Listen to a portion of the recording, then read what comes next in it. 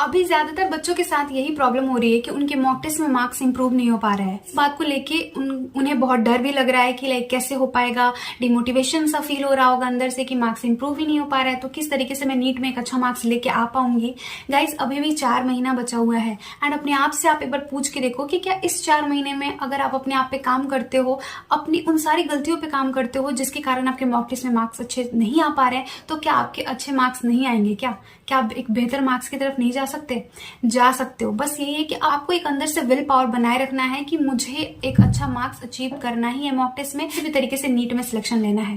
Complete road map देने वाली हूँ कि आपको किस तरीके से अपने मॉक टेस्ट को अटेम्प्ट करना है, किस तरीके से आपको उसको एनालाइज करना है, मिस्टेक नोटबुक कैसे बनानी है, वो भी मैंने इस वीडियो में आपके लिए मेंशन किया है कि आपको मिस्टेक नोटबुक किस तरीके से आपको बनानी है, क्योंकि बहुत सारे बच्चों को ये समझ नहीं आता है कि मिस्टेक नोटबुक बनाना कैसे होता है। सो इस वीडियो को आपको कंप्लीट देखना है, आपको बहुत ही ज्यादा इससे हेल्प मिलने वाला है। तो देखो, सबसे पहले ना मैं तुमको बोलूंगी कि आस्क योर सेल्फ कि तुमने पूरा सिलेबस अच्छे से रिवाइज किया था जब तुम मॉक टेस्ट देने वाले थे, तो जिसमें तुमको अच्छा मार्क्स नहीं आया। ठीक है। दूसरा बात कि उन सारे चैप्टर्स को तुमने बढ़िया तरीके से पढ़ा था लेक्चर से, जितना सिलेबस तुम्हारे मॉक टेस्ट में आया था, क्या तुमने उन सारे चैप्टर्स को बढ़िया तरीके से कंप्लीट किया था लेक्चर से? लेकिन अगर तुम्हारा इन दोनों क्वेश्चन में से किसी भी क्वेश्चन का आंसर अगर नो है, देन पहले तो तुम्हें जो भी सिलेबस आने वाला है मॉक टेस्ट का, उसको अच्छे से रिवाइज करके ही उस मॉक टेस्ट में बैठना है। एटलीस्ट तुम्हें एक बार तो उससे गो थ्रू जरूर होना पड़ेगा। अगर तुम गो थ्रू नहीं होगे गाइस, तो तुम कैसे सोच सकते हो कि तुम्हारा अच्छा मार्क्स आ जाएगा मॉक टेस्ट में? अगर तुम अच्छे से उन सारे चैप्टर्स को तुमने पढ़ा ही नहीं है, उनको रिवाइज ही नहीं किया है, तो तुमने कैसे ऐसा एक्सपेक्ट भी कर लिया कि तुमको अच्छा मार्क्स आ जाएगा? तो सबसे ज्यादा जरूरी है कि तुम जो भी मॉक टेस्ट में तुम्हारा जो भी सिलेबस आ रहा है वो तुमने लेक्चर्स के हेल्प से अच्छे से पढ़ लिया हो, उसके नोट्स अच्छे से तुमने बना लिए हो, एंड उसके बाद मॉक टेस्ट अटेम्प्ट करने से पहले तुमने उसका अच्छे से रिवीजन भी किया हो। देन यू कैन एक्सपेक्ट कि तुमको अच्छा नंबर आ सकता है। ठीक। अगर ऐसा नहीं होता है, इन दोनों में से कोई चीजें तुमने नहीं की, तो तुम्हारे लिए मेरे पास एक सॉल्यूशन भी है। वो ये है कि अगर तुम्हारा कोई चैप्टर तुम्हारे नोट्स में A to Z वो कंप्लीट नहीं है, वो मान लो कि कोई कॉन्सेप्ट तुम्हारा रह गया है, तो उसके लिए, या फिर तुमने जो पढ़ा है उसको तुम रिवाइज करना चाहते हो, एक रिवीजन देना चाहते हो, एंड नोट्स से पढ़ने में कभी कभी ऐसा हो जाता है कि लाइक बोरियत टाइप लगता है, एंड कुछ चीजें ऐसी होती है कि समझ नहीं आती है, तो लगता है कि इसको वीडियो लेक्चर से देख लेते तो ज्यादा सही रहता। तो इन सब चीजों के लिए तुम क्रैश कोर्स की तरफ जा सकते हो। इसके हेल्प से तुम्हारा जो भी आ रहा है ना मॉक टेस्ट में, उसको तुम एक क्विक रिविजन कर सकते हो क्रैश कोर्स में, जो भी वीडियो लेक्चर्स है उसकी हेल्प से। एंड अगर तुम चाहते होगे कि तुम्हारा कोई कॉन्सेप्ट रह गया है, तो वो भी तुम क्रैश कोर्स के वीडियोस की हेल्प से उसको तुम समझ सकते हो, अच्छे से उस कॉन्सेप्ट को पढ़ सकते हो। तो गाइस अभी PW लेके आया है नीट अल्टीमेट क्रैश कोर्स। ठीक है। इस क्रैश कोर्स में तुमको 2 वर्जन मिल जाएंगे, एक तो बेसिक वर्जन होगा एंड एक प्लस वर्जन होगा। तो प्लस वर्जन में तुम्हें क्या क्या मिलेगा, तो तुम्हें इसमें इनफाइनाइट प्रैक्टिस, NCERT पिटारा, खजाना, mentorship and 1 ranker test series भी फ्री ऑफ कॉस्ट मिल जाएगा। ठीक है, इसके प्लस वर्जन में। एंड इस नीट अल्टीमेट क्रैश कोर्स में तुमको वीक के 6 डेज में क्लासेस लगेंगे, जो कि रिकॉर्डेड लेक्चर्स होंगे, एंड इसके अलावा तुमको यहाँ पे DPP क्वेश्चंस मिल जाएगा, जो सारी चीजें मिलती हैं, एंड इसके साथ साथ ही उसका सॉल्यूशन भी तुमको मिलेगा, वीडियो सॉल्यूशन भी प्रोवाइड किया जाएगा। तो ये सारी चीजें तुमको इस क्रैश कोर्स में मिल जाएगी। जितने भी तुम्हारे लेक्चर्स लगेंगे उन सबके PDF नोट्स भी तुमको प्रोवाइड करा दिए जाएंगे। तो गाइस देर किस बात की, अपने आप को एक क्विक रिविजन देना चाहते हो, या फिर किसी कॉन्सेप्ट तुम्हारा वीक रह गया हो, तो इस क्रैश कोर्स के हेल्प से तुम आराम से अपनी सारी चीजें कंप्लीट कर सकते हो। तो मैंने सारे लिंक डिस्क्रिप्शन बॉक्स में दे दिए हैं, एंड मेरा कूपन कोड भी यूज कर लेना MS150 at the time of buying this crash course, तो कुछ ऑफ भी मिल जाएगा। सो एक बार चेकआउट कर लेना, मैंने सारे लिंक डिस्क्रिप्शन बॉक्स में दे दिए हैं। तो इस क्रैश कोर्स के हेल्प से क्या हो जाएगा, क्विक रिवीजन हो जाएगा, जो लोग भी रिवाइज करना चाहते हैं, जो सब कुछ पढ़ के बैठे हैं, एंड दूसरे वो लोग जिनका कुछ कॉन्सेप्ट वीक रह गया है किसी भी चैप्टर में, तो वो ऐड कर सकते हैं उस कॉन्सेप्ट को अपने नोट्स में इस क्रैश कोर्स के वीडियोस की हेल्प से। ठीक है। अब आगे बात करते हैं कि तुमको अपने मॉक टेस्ट को एनालाइज किस तरीके से करनी है। ठीक है। तो तुमको माइन्यूटली एनालाइज करना है अपने मॉक टेस्ट को, एंड इसमें तुमको क्या क्या करना पड़ेगा वो भी मैं तुमको डिटेल में बताती हूँ। जैसे तुमने कितने क्वेश्चन अटेम्प्ट किए वो तुमको लिखना है। ठीक। मॉक टेस्ट देने के बाद नॉन अटेम्प्टेड कितने अटेम्प्ट तुमने नहीं किए हैं। मान लो कि तुमने 180 क्वेश्चंस में से 160 अटेम्प्ट किया, तो तुम यहाँ पे 160 लिखोगे। 20 तुमने अटेम्प्ट नहीं किया, तो तुम यहाँ पे मेंशन करोगे। एंड राइट कितने हुए, मान लो 160 में से तुम्हारा 130 क्वेश्चन राइट हुआ। ठीक। तो रॉन्ग कितना हुआ है, 30 हुआ है। तो ये जो 30 तुम्हारा निगेटिव चला गया, इस 30 में भी किस तरीके से तुम्हारी गलतियां हुई हैं वो भी तुमको मेंशन करना पड़ेगा।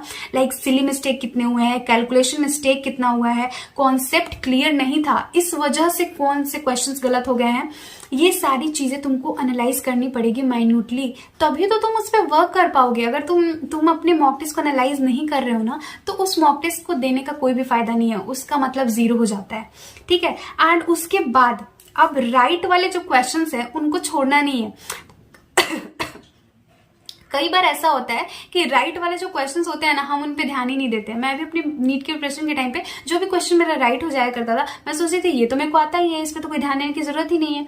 बट एक्चुअली कई बार ऐसा भी होता है कि कुछ क्वेश्चन में ना हमने रॉन्ग अप्रोच लगाई रहती है। कई बार फिजिक्स में, केमिस्ट्री में जो फॉर्मूला बेस्ड क्वेश्चन होते हैं या फिर जो न्यूमेरिकल्स होते हैं, उनमें हमने रॉन्ग अप्रोच लगा के क्वेश्चन तो सॉल्व कर लिया रहता है, आंसर भी आ गया रहता है, बट वो तरीका सही नहीं होता है, वो हमारा जो अप्रोच होता है वो सही नहीं होता है। तो तुमको ये भी देखना है कि राइट वाले जो क्वेश्चंस है मैं सही तरीके से उनको सॉल्व किया है या नहीं।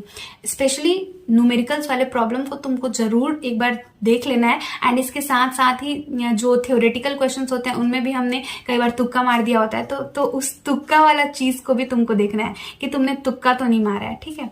तो राइट वाले क्वेश्चंस पे भी तुमको ध्यान देना है एंड रॉन्ग वाले पे तो तुमको देना ही देना है। तो इस तरीके से तुमको अपने मॉक टेस्ट को एनालाइज करना है। अब आगे बात करते हैं कि रीजन क्या था। तो तुमको गलती किस कारण से हुई है ये पता करना है, और कहाँ कमी रह जा रही है, गलती हुई क्यों, एंड वो गलती हुई तो क्या कमी थी। वो कॉन्सेप्ट तुमने रिवाइज नहीं किया था, या फिर वो कॉन्सेप्ट तुमने पढ़ा ही नहीं था, तुमने पढ़ने में गलती की है, या फिर कैलकुलेशन में गलती की है। वो तुमको रीजन तो जरूर फाइंड आउट करना ही पड़ेगा and then you can work on that particular reason कि वो किस कारण से तुम्हारी गलती हुई थी। ठीक है। उसके बाद बात करते हैं मोस्ट इंपॉर्टेंट कि मिस्टेक नोटबुक कैसे बनानी है। मैं तुम्हें 2 तरीका बताने वाली हूँ मिस्टेक नोटबुक बनाने का। ठीक है। पहला तरीका है कि तुमको एक डायरी लेनी है। ठीक है। डायरी टाइप की एक डायरी ले सकते हो या फिर कॉपी भी ले सकते हो। इतनी पतली कॉपी चल जाएगी आराम से। इसमें तुमको क्या करना है कि जितने भी तुम मॉक टेस्ट दोगे ना, उसका नंबर वाइज टेस्ट नंबर 1, ठीक ऐसे टेस्ट नंबर 1, उसमें तुमको सबसे पहले ऐसे जो भी तुम लिखना चाहो, फिजिक्स, इस तरीके से तुमको हेडिंग डालनी है। उसमें तुमको लिखना है कि सिली मिस्टेक हुआ है, ये वाला क्वेश्चन नंबर डाल के, ये क्वेश्चन में मेरा सिली मिस्टेक हुआ है, उसका रीजन क्या था ये भी एक्सप्लेन करना है कि तुम्हारा वो जो सिली मिस्टेक हुआ वो कुछ गलत तरीके से तुमने कुछ पढ़ लिया उसके कारण हुआ, या फिर तुमने कुछ वहां पे कीवर्ड था वो तुमने देखा ही नहीं जिसके कारण तुमने रॉन्ग वहां पे मार्क कर दिया क्वेश्चन को। तो विथ रीजन तुमको लिखना पड़ेगा। कैलकुलेशन मिस्टेक हुआ, क्या हुआ, वो सब तुमको लिखना है। नेक्स्ट, फॉर्मूला याद नहीं था। अगला जो कोई क्वेश्चन आया, मान लो उसमें तुमको फॉर्मूला याद नहीं था, तो तुमको उस फॉर्मूला को भी वहां पे लिखना है एंड लिखना है कि ये फॉर्मूला मेरे को याद नहीं था जिसके कारण मेरा क्वेश्चन गलत हो गया, ताकि तुम उसको रिवाइज करके उसी टाइम याद कर लो, या फिर तुम उस मिस्टेक नोटबुक को कभी उठाओ तो फिर से उसको तुम रिवाइज कर पाओ, क्योंकि तुमने उसमें वो सारी चीजें मेंशन कर दी है।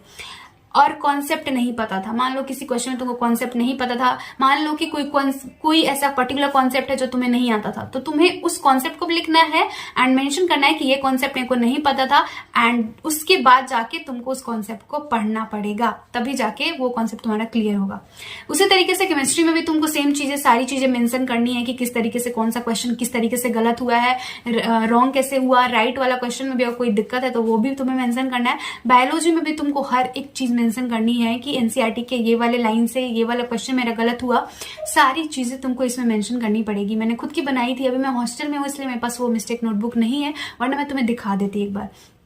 दूसरा तरीका क्या है गाइस, दूसरा ये है कि तुमको 3 स्मॉल डायरीज लेने हैं, इतने छोटे छोटे भी हो सकते हैं, एंड इस तीनों में तुमको क्या करना है, इस 3 डायरीज में एक पे तुमको फिजिक्स के लिए, एक तुमको फिजिक्स के लिए लेना है, एक तुमको केमिस्ट्री के लिए एंड एक तुम्हें बायोलॉजी के लिए लेना है। वो जो तुमने 3 डायरी बनाई है ना, उन तीनों डायरी में तुमको फिजिक्स के जितने भी चैप्टर हैं वो फिजिक्स वाले डायरी में तुमको सारे चैप्टर्स के हेडिंग दे देने हैं। हर चैप्टर के लिए एक पेज तुम्हें देना पड़ेगा। लाइक मान लो कि ये वाला जो पेज है डायरी का, उस पे तुमने लिख दिया वेक्टर्स, उसके अगले वाले पेज पे तुम लिखोगे लॉज ऑफ मोशन। जो भी चैप्टर तुम्हारा आते जा रहा है वो हर एक चैप्टर तुमको एक एक पर्टिकुलर पेज देना है हर एक चैप्टर को। इसी तरीके से तुमको केमिस्ट्री में भी करना है, इसी तरीके से तुमको बायोलॉजी में भी करना है।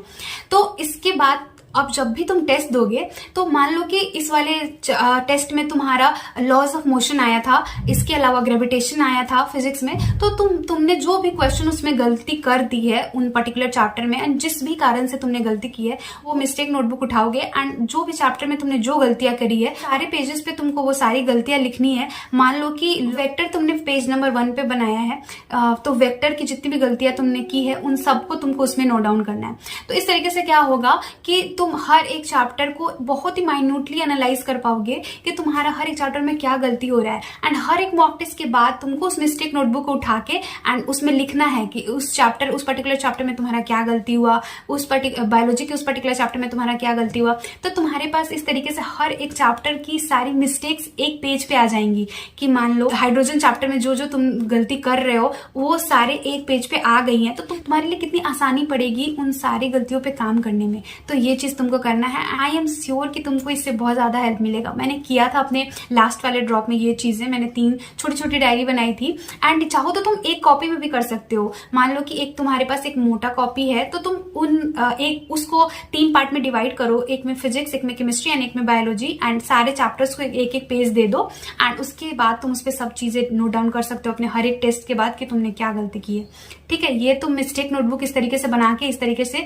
इसको तुम अपनी गलतियों को इसमें मेंशन कर सकते हो। ठीक है, टेस्ट देने के बाद ना तुमको क्विक रिवीजन करना, इसमें जो भी तुम्हारी गलतियां हुई हैं, जो भी कॉन्सेप्ट तुमको अच्छे से नहीं याद था, नहीं समझ आ रहा था, उन पे तुमको एट ए टाइम वर्क करना है उसी दिन। ठीक है, तो उस कॉन्सेप्ट को तुमको अच्छे से करना पड़ेगा, जो भी तुम्हारे एग्जाम में गलत हुआ है उसी टाइम तुमको उस पर अच्छे से वर्क करना है। चाहो तो अगर तुम्हारा अच्छे से रिवीजन नहीं था तो तुम उसी टाइम उसको रिवाइज करोगे, ऐसा नहीं सोचोगे कि अब बाद में 3-4 दिन बाद कभी कर लेंगे, उसी दिन तुमको करना है।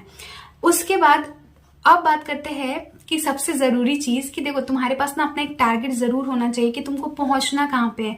मान लो कि मुझे 650 प्लस जाना है, तो मेरे दिमाग में ऐसा होना चाहिए कि मुझे 650 प्लस लाना है कहीं मैं जहां पे भी हूं अभी। मान लो मैं 200 पे हूँ, 300 पे हूँ, 450 पे हूँ, 550 पे हूँ, मैं जहां पे भी हूँ मुझे यहाँ से यहाँ पहुंचना है। अगर तुम लोग का टारगेट, तुम लोग में से किसी का होगा कि मुझे 550 तक कैसे भी पहुंचना है, अभी मेरा 200 आ रहा है, तो तुमको एक रफली अपने माइंड में एक टारगेट बनाना पड़ेगा ताकि तुम समझ पाओ कि हाँ मुझे यहाँ से यहाँ तक जाना है। ये चीज तुम जरूर करना, एंड अपने टारगेट को ना जहां पे तुम पढ़ते होगे वहां पे स्टडी टेबल के सामने लगा देना कि मुझे यहाँ तक पहुंचना है, ताकि तुमको एक थोड़ा मोटिवेशन मिले कि हाँ मुझे यहाँ तक पहुंचना है एंड इसके लिए मुझे बहुत ज्यादा मेहनत करने की जरूरत है एंड मैं वो सब करूंगी। तुमने जो मिस्टेक नोटबुक को मेंटेन किया है, उस मिस्टेक नोटबुक को जब भी तुम अगला मॉक टेस्ट देने जाओगे ना, उससे आधा घंटा पहले उस मिस्टेक नोटबुक को उठा के तुमको एक बार देखना है, एक बार पढ़ना है कि तुमने कौन सी जगह पे क्या गलतियां की थी, क्या कमियां रह गई थी, तुमने ऐसी कौन सी सिली मिस्टेक की थी जो तुम्हें अभी रिपीट नहीं करनी है। तो तुम्हारे माइंड में ये सारा मैसेज चला जाएगा कि हाँ मैंने ये वाली गलती की थी, मैंने इस तरीके से ये क्वेश्चन अच्छे से नहीं पढ़ा था, या मैंने यहाँ पे ध्यान नहीं दिया था। वो सब तुम्हें एक बार तुम्हें सब रिकॉल हो जाएगा, तो तुम उस वाले मॉक टेस्ट में वो सारी गलतियां मिनिमम से मिनिमम करोगे। ठीक है, तो ये वाली चीज तुमको जरूर करनी है कि मिस्टेक नोटबुक को ना तुमको अपने हर एक मॉक टेस्ट से आधे घंटे पहले जरूर देखना है, एंड तभी तुमको मॉक टेस्ट देने के लिए बैठना है। एंड ये वाली चीज ना नीट एग्जाम के पहले भी अप्लाई होती है, मतलब नीट 2024 में बैठने से 1 घंटे पहले ना तुम जो ये मिस्टेक नोटबुक तुमने बनाई रहेगी ना, जो तुमने मिस्टेक नोटबुक अपनी मेंटेन करी रहेगी, वो मिस्टेक नोटबुक तुमको जरूर देख के जाना है अपने नीट 2024 के लिए। सो ये इन लॉन्ग टर्म देखो ये तुम्हारे लिए कितना ज्यादा हेल्पफुल रहेगा। तो आई होप कि मैंने जो भी चीजें तुमको इस वीडियो में बताई हैं ये तुम्हारे लिए काफी ज्यादा बेनिफिशियल रहेगा अगर तुम इन सबको फॉलो कर लेते हो तो। ठीक है, तुम कुछ मुझसे और वीडियोस चाहते होगे, जिस भी टॉपिक से रिलेटेड तुम मुझसे वीडियोस चाहते होगे तो नीचे कमेंट सेक्शन में जरूर बता देना। मैं अपनी तरफ से पूरी कोशिश करूंगी कि मैं उस टॉपिक पे तुम्हारे लिए वीडियो जल्द से जल्द बना पाऊं। सो इस वीडियो के लिए इतना ही, एंड अच्छा लगा होगा तो प्लीज चैनल को सब्सक्राइब कर देना। मिलते हैं नेक्स्ट वीडियो में। Thank you so much.